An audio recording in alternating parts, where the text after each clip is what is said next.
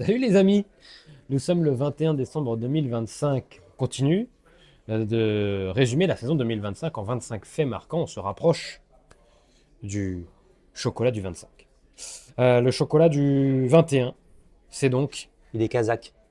ouais, ils sont, ou l'équipe du moins, est kazakh, sino-kazakh, avec l'arrivée cette année de ce sponsor, XDS. XDS Astana, donc voilà, on parle de cette équipe. Et surtout de la première moitié de saison de cette formation managée par Alexander Vinokourov. Début de saison assez exceptionnel et à la fin, objectif réussi puisque l'équipe était en danger au niveau des 3 saisons et des points UCI. Objectif réussi puisque l'équipe se maintient. Et largement. C'est vrai qu'elle partait de très très loin. On n'était pas très confiant comme ça, vu d'extérieur. Après, on a quand même vite capté la façon dont était construite la saison 2025 d'IDS Astana. On nous l'a expliqué. Vinokourov aussi, il nous s'expliquait dans le bistrot vélo au fin fond du Kazakhstan, dans sa yourte. À retrouver Ouais. sur le YouTube d'Eurosport France. C'était un moment assez marquant aussi de la saison, cette interview de Vinokourov qui nous a tout bien expliqué. Qui explique aussi le choix des courses. On va faire le Tour de Turquie et pas le Tour des Alpes. Parce que le Tour de Turquie, il y a le même nombre de points à marquer, sauf qu'il y a un niveau beaucoup plus faible au Tour de Turquie qu'au Tour des Alpes. Ouais, c'est moins prestigieux. C'était pas le but de la saison 2025, le prestige. Et même Vinokourov a été très clair. Il a expliqué 2024, il fallait faire gagner Mark Cavendish, pardon. C'était l'objectif, quitte à sacrifier du coup des points, à pas gagner assez de courses, etc. Et 2025, tout pour les points. Bah, bravo à eux, hein. Franchement, ce qu'ils ont fait, c'est assez dingue. Avec des coureurs qu'on n'attendait pas forcément à ce niveau. On se rappelle du début de saison dingue de. Mince, rappelle-moi.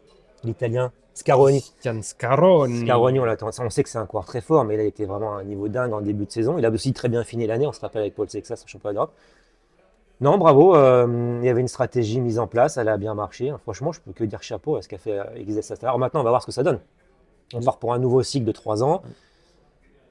Ils vont gérer forcément les choses différemment. Et même si, attention, hein, faut pas faire n'importe quoi pendant 2 ans pour se retrouver dans la même situation dans 3 ans. Il faut marquer des points régulièrement pendant ces 3 saisons. Mais ça va être intéressant de voir ce qu'ils vont faire cette année.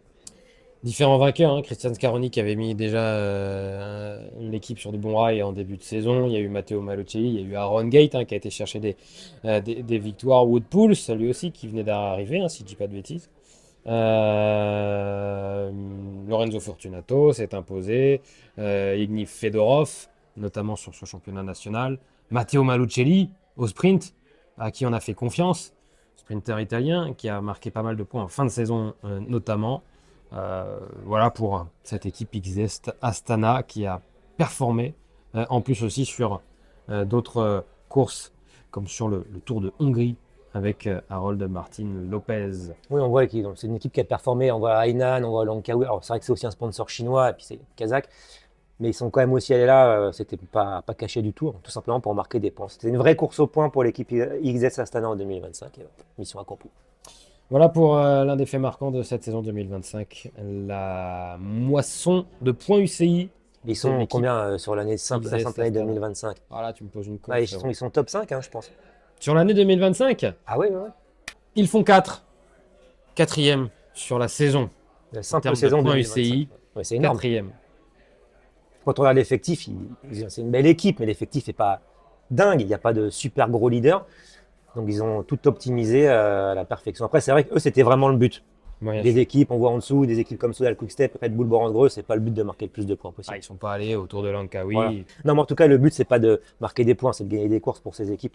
Axana a préféré faire 2, 3, 4, 5, 6 que gagner, quoi. Voilà pour la première moitié de saison et surtout la moisson de points de l'équipe XS Astana qui se maintient donc en World Tour. Ce qui n'est pas le cas malheureusement pour la formation Cofidis. Et oui, avec l'arrivée de Raphaël Jeanne à la tête de cette équipe. Donc ça va être intéressant de voir ce que va faire Raphaël, qui vient de chez Look. On connaît un petit peu la maison.